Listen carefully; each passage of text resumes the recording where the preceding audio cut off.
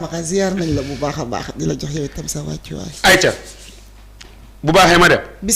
bismillah. Communiqué du Conseil des ministres du mercredi 18 juin 2025 le président de la République moo ko jiite nag ba muy commencé nag félicité na ñan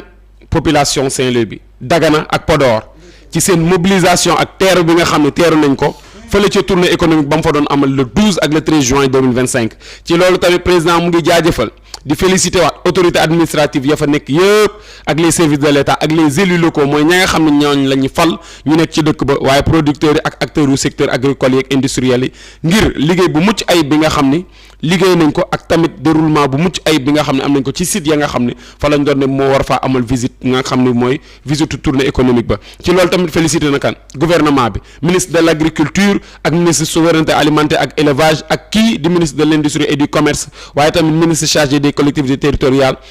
et le secrétaire d'État aux coopératives et à l'encadrement paysan pour les efforts consentis afin d'asseoir le développement territorial et la promotion de la souveraineté alimentaire jaajëfal na leen de ci jëf yi nga xam ne jëf nañ ko ngir nag ñu mën a amal ab développement bu mucc ayib ca territoire boobu ak la nga xam ne mooy promotion souveraineté alimentaire ca loolu ba tey président su lu ñënande la nga xam ne lu mënta ñàkk la ngir ñu mën a gën a mën a gunge waaye tamit dëgëral ñii nga xam ne ñooy acteurs u filière yi nga xam ne mooy filière u secteur agricole yi ak industriel yi ci région naturelle u fleuve Sénégal boobu zone boobu nag nga xam ne ab zone écogéographique la ba nga xam ne am na la nga xam ne ay baax la du yu mucc ay ab potentiel maanaam war na nekk nag benn pôle agricole national boo xam ne priorité lañ koy def ca loo xam ne kat dana tax ñu mën a maîtriser lii di ndox bi waaye tamit mécanisation wu développement wu aménagement yi nga xam ne ñoom ñoo fa nekk ci surface yi nga xam ne ay surface emblavée la waaye tamit de l'agro-industrie et des industries de transformation des produits agricoles ca loolu ba tey ñu ne nag yoon la de ñu gën a mën a yokk lële nga xam ni mooy domaine mbayub ceeb ba mbayub tomate ba ak mbayub soble ak mbayub pomme de terre ba ak biocarburant di éthanol ak suukar bi nga xam ne ñoom daal dañoo war a nekk loo xam ne yu mucc ayib lañu ay avantages phares de notre souveraineté alimentaire la nga xam ne daal dana tax ñu gën a moom suñu bopp ci wàllu lekk ak naan le président de la République ca loolu ba tey nee na loo xam ne mënta ñàkk de mooy lan boole gi nga xam ne war nañ koo boole lii di agriculture familiale maanaam de subsistance ak l'agrobusiness ngir lan ngir ñu mën a am benn gouvernance foncière boo xam ne day dëgër maanaam gouvernance foncière gouvernance boo xam ne daal mooy ñooy moom suñu suuf gouverner ko la nga xam ne ñoom ñoo ciy def ñoom la nga xam ne lañ cey def ñu koy defal suñu bopp waaye tamit économique et social bu mucc ay bu tolloo ba nga xam ne moom la ñuy amal fële ca secteur agricole ba ci loolu président de la République mu ngi sàkku ci gouvernement bi ngir mën a dox ay jéego ngir gën a mën a dëgëral gunge ba nga xam ne ñu ngi koy gunge ñan producteurs yi mooy maanaam baykat yi nga xam ne ñoo nekk ci région boobu di région Ndar Dagana ak ñoom seen ci loolu nag jël na lépp wékku ko ca na nga xam ne moom lañ leen war a gungewee ngir gën a mën a dëgëral gën a jooyanti rendement yi nga xam ne dañ koy am fële yi nga xam ne mooy seen suuf yi nga xam ne moom la ñuy bayee waaye tamit ca loolu ba tey président de la République nee na dañoo war a teg benn système boo xam ne dañ koy defar dëgëral ko mu mucc ayib ba nga xam ne day am ay financement ak lan ab maîtrise maanaam moom ga nga xam ne moom lañ ko dëgëral d'exploitation de l'électricité en particulier ngir ñi nga xam ne ñooy bay waaye tamit ñi nga xam ne ñooy yëngatu ci wàllu industrie yi ci loolu ñu ne nag dafa wékku dana tax tamit ñu gën a mën a liggéey ak ñii di coopérative agricole communautaire yi waaye tamit dina tax ñu gën a mën a naatal ñii nga xam ni lii nga xam ne mooy production yi muy production nationale maanaam production yi nga xam ne ñu ngi koy produire fii ci biir réew mi ngir ñu gën a mën a leen dugal ci réseau yi ngir di leen distribuer ak ay circuits yoo xam ne daal dañ koy teg ngir mën koo jaay ci biir dëkk bi tournée économique boobu noonu président amal fële ca nord wane na ni que ni lii di territorialisation ba nga xam ni lii moo ko gunge mooy agenda national de transformation dafa war a nekk benn principe boo xam ne li ñuy tuddee principe directeur la maanaam principe boo xam ne dañ koy teg mu war a doxal ay mbir continuer ci di ànd di dox de l'efficacité des politiques publiques et des performances de l'action gouvernementale ci loolu nee na loo xam ne mënta ñàkk mooy lan mooy ñu promouvoir ab dialogue boo xam ne dialogue territorial lañ koy tuddee ba nga xam ne bu mucc ayib la waaye tamit day continuer di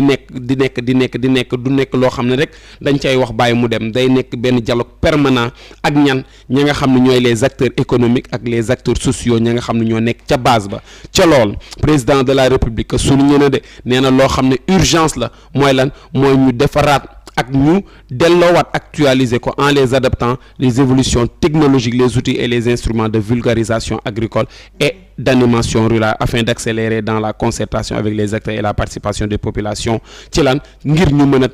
mettre en place la nga xam ne mooy ay pôles régionaux ak ay pôles développement maanaam mbay mi dafa war a ànd ak technologie de new technologie président lancé woon na ko fi yooyu nag nga xam ne lim nañ ko dañoo nekk ay mbir yi nga xam ne nag yoo xam ne yu mënta ñàkk la da nga xam ni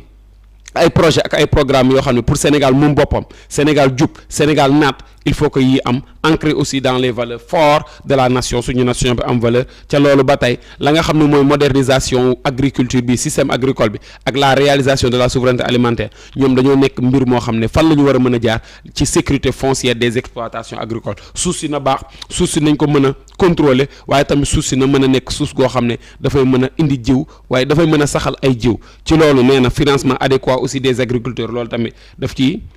jàllaale waaye tamit la promotion de l'investissement privé dans l'agriculture mooy investissement privé bi nga xam ne gis nañ ko ci maanaam nit ñi war a dem mën a mbayal seen bopp indi seen xaalis ci loolu président de la république nag sàkk na ci gouvernement bi ci lan ginnaaw bi nga xam ne kii di premier ministre war na ko mën a superviser ñu engagé wu ay concertation dajaloo waxtaan ya nga xam ne daal dana permettre ñu mën a am ay loo xam ne ay résultats yu baax la en vue d'accélérer la mise en œuvre d'une réforme foncière consensuelle en capitalisant les diagnostics capitaliser diagnostic bi mooy ñuy xool nag na nga xam ne nañ koy décentraliser faire de telle sorte que ku ci nekk rek dana mën a demal boppam ci kaw mu am les moyens waaye tamit ay études ak ay rapports propositions conclusions ak ay recommandations yoo xam ne daal teg nañ ko ci lan lu wékku rek ci problématique bi nga xam ne mooy problématique gu travaux commission nationale réforme foncière yi waaye réforme boobu nag nga xam ne benn mbir la boo xam ne dafa am place bu rëy ci agenda transformation nationale bi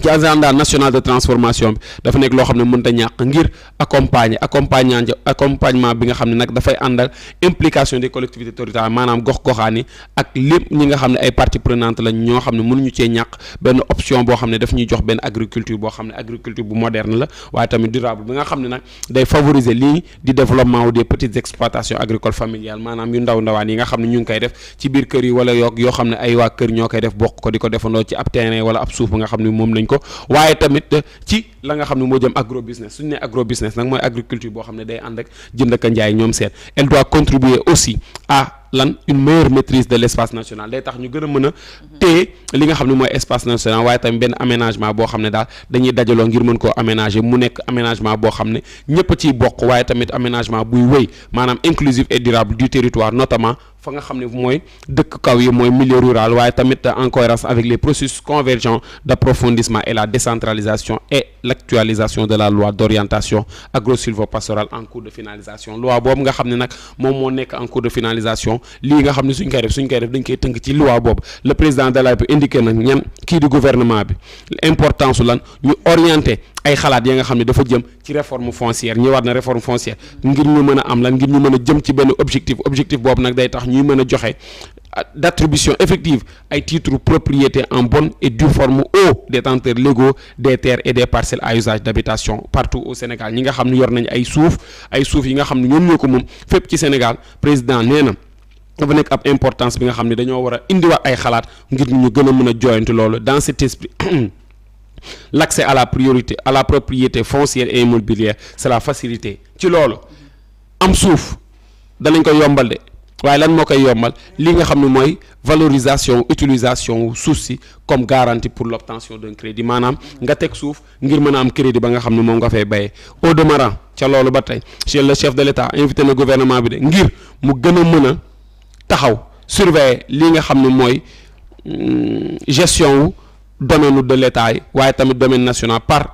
d'une part par l'amélioration des outils cartographie maanaam nga xam carte bi nga am ko waaye carte bu ci nekk nag nga mën koo féetale ab nga mën koo am loo fa féetale waaye tam nga xam lan lañ fa mën a def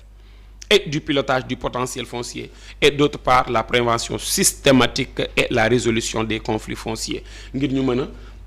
a prévenir lépp li nga xam ne daal wax dëgg yàlla ay coow la yi nga xam ne waaw litige la nga ay coow yi nga xam ne day am ci suuf ci loolu nag pour tëj lii nga xam ne wax na ko ci lépp lu jëm ci wàllu suuf invité na lii di gouvernement am ngir ñu préparer ab plan de communication ci lan ci joyanti ak defaraat ba nga xam ne war nañ koo defar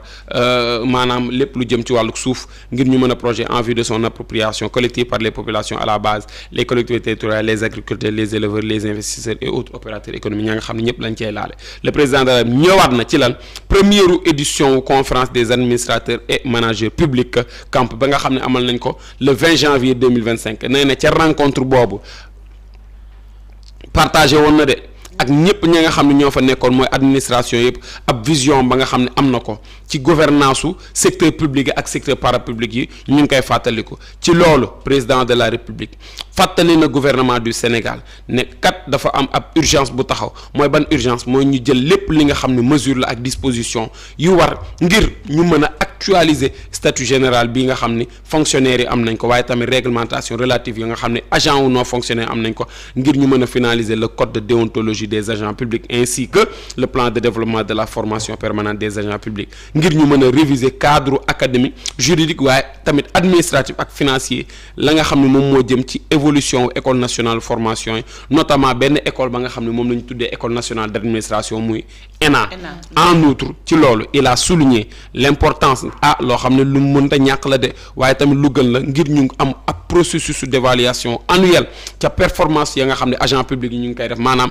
képp ki nga xam ne mu ngi liggéey ñu mën la évaluer chaque année waaye tamit ngir ñu mettre l'accent ci lan la montée en puissance la nga xam ne mooy new deal technologique ak lan digitalisation ba nga xam ne war nañ koo amal fële ca biir administration yi ngir kat ñu mën a am benn service boo xam ne kat service de qualité la nga xam ni danañ ko jox ñii di ko utiliser waaye tamit ak citoyen ngi nga xam lépp li nga xam ne bëgg nañ ko ci am ak bëgg nañ ko ut mu yomb jaarale ko ci technologie ca loolu ba tey le président de la République fàttali na de l'impératif d'un suivi de proximité de la gouvernance et des performances financières des entités de secteur parapublic sous tutelle administrative technique et financière ci loolu ci la saxu ci kan ci ministre bi nga xam ne moom lañ dénk lépp jëm ci wàllu fonction publique de la réforme du service public et mu ngir mu def ab communication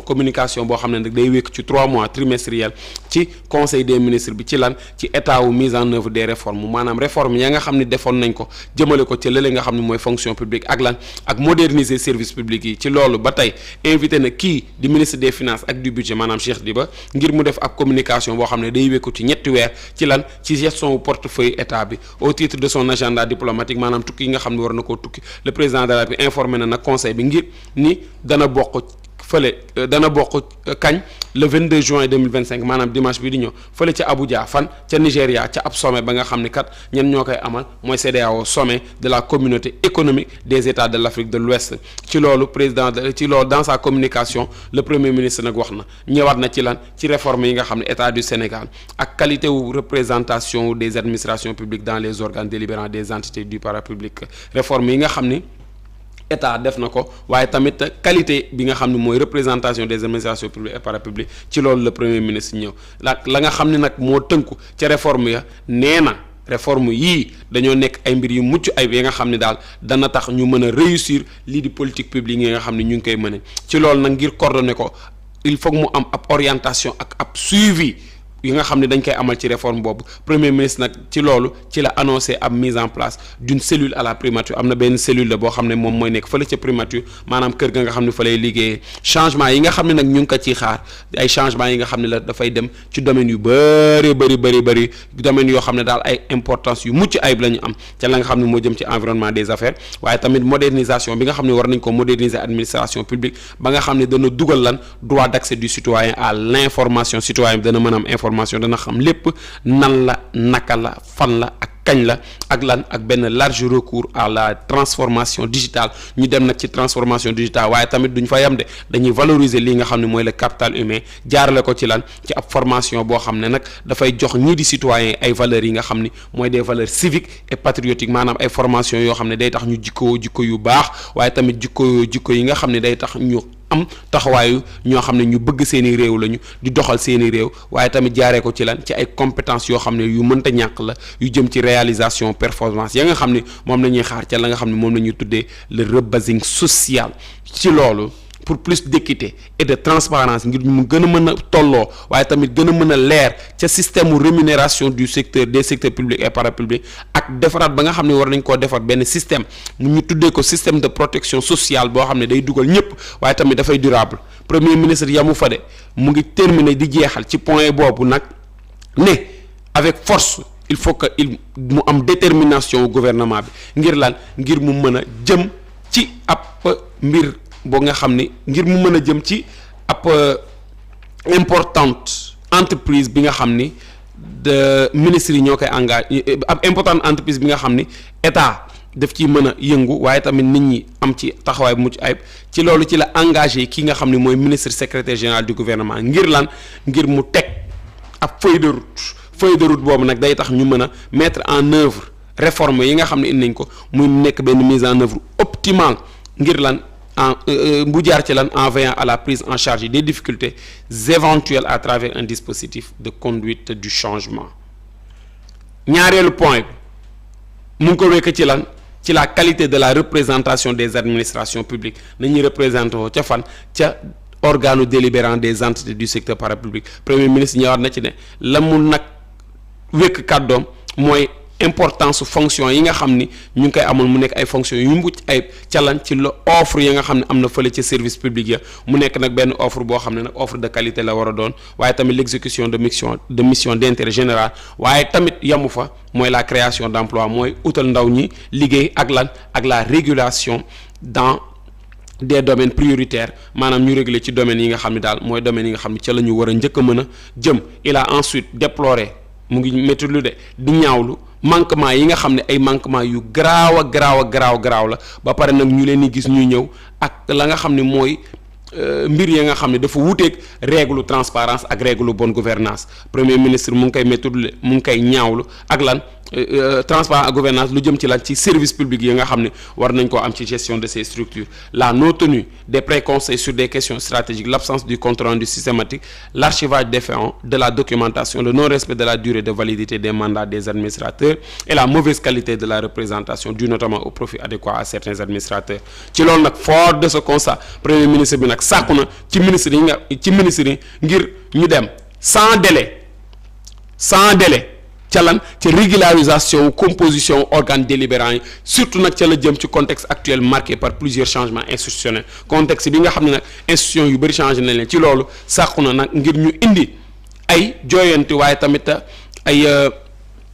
soins particuliers ca lan ca choix yi nga xam ne def nañ ko ci représentation yooyu nga xam ne ñoo nekk ci organes délibérants yooyu noonu ci ñu respecter dispositions pertinentes du décret décret numéro 2025-670 du 29 avril 2025 fixant les règles du fonctionnement de l'organe délibérant des entités du secteur public au titre des communications des ministre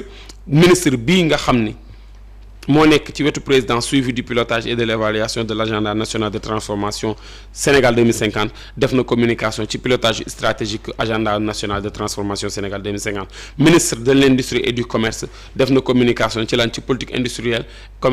commerciale Sénégal 2050 au titre des textes législatifs et réglementaires le conseil a adopté et examiné le projet de loi autorisant le président de la République à ratifier la convention en matière d'extradition entre le gouvernement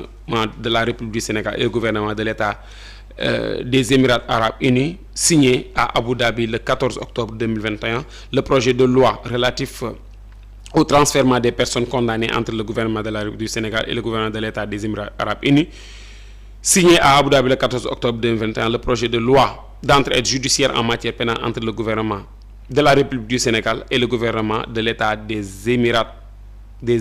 arabes unis signé à Abu Dhabi le 14 octobre 2021 le projet de décret portant création et fixant les règles d'organisation et de fonctionnement du Centre national de coordination du mécanisme d'alerte précoce et de réponse aux risques sécuritaires le projet de loi de finances rectificative pour l'année 2025 le document de programmation budgétaire et économique pluriannuel DPB EP 2026-2028 le ministre de la formation professionnelle et technique porte-parole du gouvernement Amadou Moustapha Ndiek Sarré. Masha Allah. Merci beaucoup. Standing ovation. Merci professeur. Merci beaucoup professeur. May leen ko ndox lecture bien détaillée et explicite. ndox ñu may la o wala loo. ndox maman Adja Ndeye Ndoye Seck maa ngi lay nuyu. o wala loo. macha allah loo bëgg o wala loo. yéen jëmal soo ko xotteeku ngeen may wax loo wax. loo bëgg o wala loo. nee na o. yàlla bëri na sutura. wax loo day bëri li nga waxaat day bëri wax. dafay bëri waat. o moo gën a oyof. o moo gën a oyof o. ba tey baax na.